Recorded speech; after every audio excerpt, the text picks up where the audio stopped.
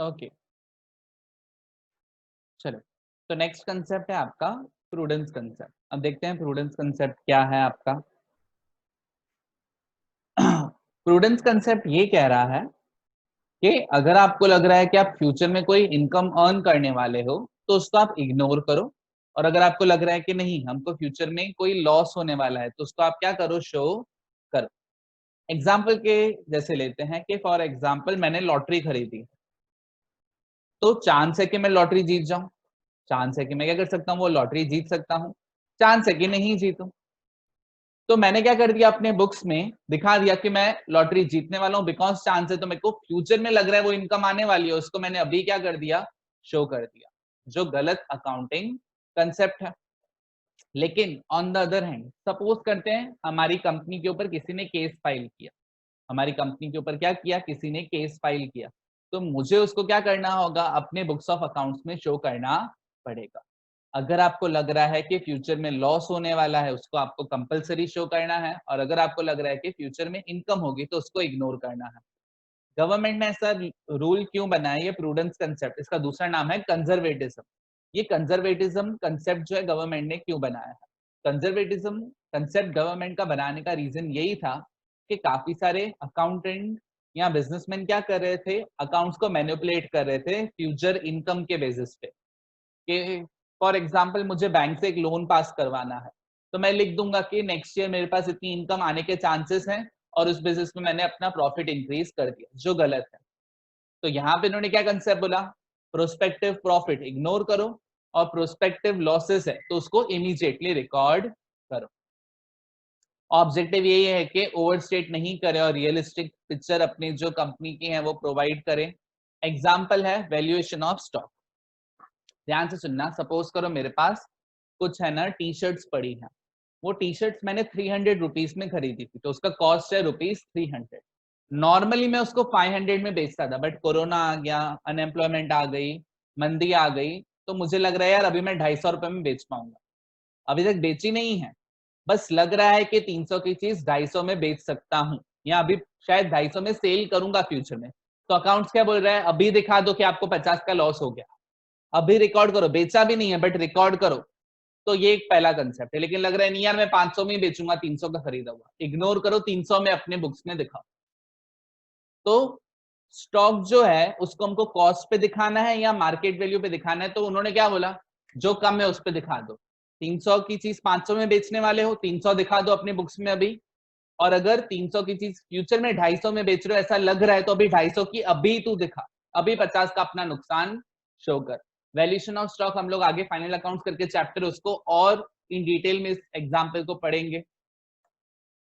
Provision for doubtful debts and provision for discount on debtors. Doubtful debts के मैंने किसी को गुड्स बेचे, अब 31 मार्च आ गया है, मतलब वो पैसे कब देने वाला है, मई में, और आज 31 मार्च, मैंने उसको 1 मार्च को बेचे थे, उसने बोला 1 मई को पेमेंट करेगा, आज 1 महीना हो गया है। तो मैं अपने आप से पूछ रहा हूँ यार ये पैसे देगा कि नहीं देगा। अगर मुझे लग रहा है नहीं देगा तो मैं पहले से एक प्रोविजन बनाऊंगा, प्रोविजन मतलब साइड में रखूंगा पैसे कि ये डाउटफुल डेट है, इसके बैड डेट होने के चांसेस है। या कुछ कस्टमर्स होते हैं ना, हमको पहले से पता है यार ये हैरान करेगा, ये डिस्काउंट मांगेगा, तो उसके लिए मैंने साइड में रखा, अच्छा ये तो आके मांगेगा ये डिस्काउंट, तो provision for bad debts, provision for discount on debtors पहले से बना के रखो। ये एक एग्जाम्पल है, ये एग्जाम्पल्स प्लीज याद रखना, काफी इंपॉर्टेंट होंगे। क्यों इंपॉर्टेंट होंगे एग्जाम्पल्स, पहले ही बता दिया, 1 मार्क्स में ये लोग क्या कर सकते हैं, पूछ सकते हैं।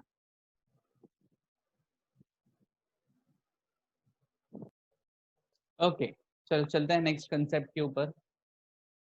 नेक्स्ट कंसेप्ट है कॉस्ट प्रिंसिपल कंसेप्ट। ये बहुत इजी कंसेप्ट है, ज्यादातर 3 मार्क्स में इसको इतना नहीं पूछते। बस ये कंसेप्ट क्या कह रहा है कि जनरली आपको जो आप फिक्स एसेट्स परचेज करें उसको आपको किस पे दिखाने चाहिए, कॉस्ट पे दिखाने चाहिए, और उसके बाद उसके ऊपर डेप्रिसिएशन चार्ज करना चाहिए। फॉर एग्जाम्पल आपने कोई बिल्डिंग खरीदी है, तो वो जो बिल्डिंग है सपोज करते हैं आपने 2000 में खरीदी थी 10 लाख में, आज के टाइम में उसके करोड़ की वैल्यू होगी। लेकिन फिर से आपको प्रूडेंस को फॉलो करना है, कॉस्ट प्रिंसिपल को फॉलो करना है, तो अपने बुक्स में 10 लाख ही दिखाओ।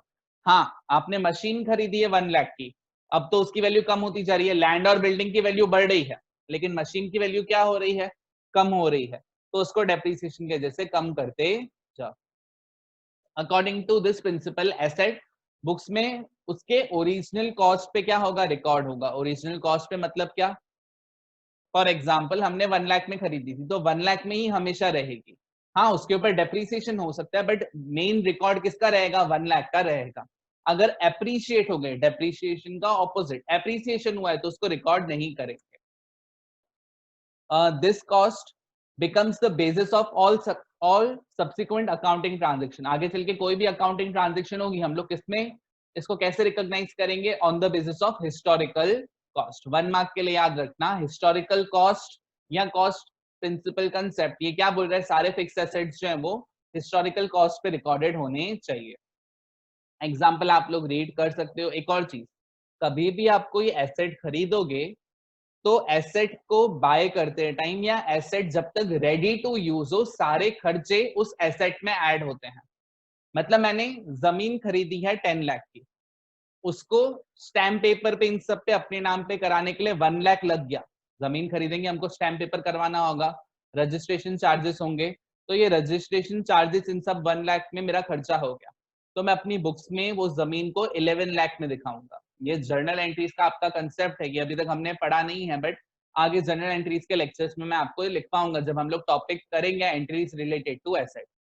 कंसेप्ट क्या है, जब तक एसेट रेडी टू यूज नहीं होता तब तक सारी चीजें एसेट की कॉस्ट में ऐड करो। मैंने 5 लाख की मशीन खरीदी है, अब मशीन को इंस्टॉल करने के लिए कुछ इंजीनियर्स आए, उनकी सैलरी हो गई, मशीन को इंस्टॉल करने के लिए कुछ खर्चा करना पड़ा, वो सब हो गया, सारी चीजें क्या करनी है, एसेट की कॉस्ट में ऐड करनी है। कब तक, जब तक रेडी टू यूज नहीं होता। एक बार रेडी टू यूज हो गया, एसेट चालू हो गया, उसके बाद के सारे खर्चे फिर एसेट के हिस्टोरिकल कॉस्ट में ऐड नहीं होंगे। एक बार फिर से पॉज करके यहाँ नोट्स में से एग्जांपल्स ये रीड कर लेना। आगे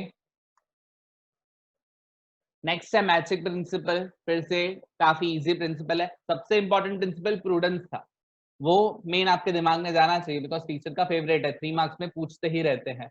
एक प्रूडेंस और एक गोइंग कंसर्न। आगे मैचिंग प्रिंसिपल क्या है, मैचिंग प्रिंसिपल ये कह रहा है कि अगर मैं अकाउंट्स लिख रहा हूं अप्रैल से लेके मार्च एंड तक के, तो अप्रैल से मार्च के सारे खर्चे और अप्रैल से मार्च की सारी इनकम दोनों मैच होनी चाहिए। समझना, दोनों मैच होनी चाहिए मतलब क्या। फॉर एग्जाम्पल मेरे यहाँ पे कोई एम्प्लॉय काम कर रहा है, वो जो काम कर रहा है उस प्रोडक्ट को हम लोग लॉन्च कब करने वाले हैं, 1-2 साल के बाद करने वाले हैं। तो मैचिंग प्रिंसिपल बोल रहा है कि उसको खर्चे को अभी नहीं दिखाओ, 1-2 साल के बाद दिखाना। जब कमा रहे हो उसके हिसाब से ही उसके एक्सपेंसेस होने चाहिए, एक्सपेंस और रेवेन्यू मैच होने चाहिए। The matching principal facilitates ascertainment of profit और लॉस। के करंट ईयर का प्रॉफिट क्या है वो मैं कब निकाल पाऊंगा, जब मैं करंट ईयर के एक्सपेंसेस, करंट ईयर की इनकम, इन सबको मैच कर रहा हूं। सपोज करो मैं एक्सपेंसेस ले रहा हूं फ्यूचर के और इनकम सिर्फ करंट ईयर की, तो वो दोनों मैच नहीं होंगे। एग्जाम्पल प्रीपेड एक्सपेंसेस हो गया या इनकम रिसीव्ड इन एडवांस के। फॉर एग्जाम्पल आप सबने भी अकाउंटिंग इक्वेशन सीख ली है, आपको कमीशन अभी मिलनी नहीं चाहिए, फ्यूचर में मिलनी चाहिए, लेकिन अभी सामने वाला बोल रहा है कि भाई ये पैसे ले लो, तो आप उसको कैपिटल में प्लस करते हो, एडवांस इनकम को नहीं। एडवांस इनकम जब आपको मिलती है आप कैश में प्लस करते हो और लायबिलिटी में प्लस करते हो, कैपिटल में प्लस नहीं करते। क्यों, बिकॉज फ्यूचर की इनकम है, फ्यूचर में शो करोगे। तो ये जो आपके क्रेजी फोर है ना, आउटस्टैंडिंग और एडवांस इनकम और एक्सपेंस, वो क्या है, आपके मैचिंग प्रिंसिपल के वजह से ही है। नेक्स्ट है ड्यूअल एस्पेक्ट, ये भी आपने पढ़ा हुआ है, रूल्स ऑफ डेबिट क्रेडिट की वीडियो है आपके ऊपर, उसमें आपने देखा है कि हर चीज के क्या होते हैं, 2 इफेक्ट्स होते हैं, और वो 2 इफेक्ट्स क्या होते हैं, डेबिट और क्रेडिट। अकाउंटिंग इक्वेशन के हिसाब से सोचो तो left hand side right hand side है, एसेट हमेशा इक्वल होगा किससे, कैपिटल और लायबिलिटी से। अकाउंटिंग इक्वेशन में ड्यूअल एस्पेक्ट क्या है, asset equal to liability plus capital. Journal entries में ड्यूअल एस्पेक्ट क्या है, डेबिट और क्रेडिट का टोटल हमेशा सेम रहेगा। अकॉर्डिंग टू दिस प्रिंसिपल हर एक बिजनेस ट्रांजेक्शन के 2 एस्पेक्ट हैं, एक डेबिट और एक क्रेडिट। इन अदर वर्ड्स जितना डेबिट हो रहा है हमेशा उतना क्रेडिट होगा। मैं अमाउंट वाइज कह रहा हूं, जैसे आप सबने अभी मेरे से जर्नल एंट्री सीख ली हैं कुछ हद तक। जर्नल एंट्रीज वो याद है, मैंने सपोज करो गुड्स खरीदे हैं 30,000 के कैश में और 50,000 के क्रेडिट पे, तो आप लोग परचेस अकाउंट कितना डेबिट करोगे? 80, 30 कैश के 50 क्रेडिट के, तो 80,000 परचेस अकाउंट डेबिट करोगे, कैश अकाउंट क्रेडिट करोगे 30 और क्रेडिटर जो भी होगा उसको क्रेडिट करोगे 50।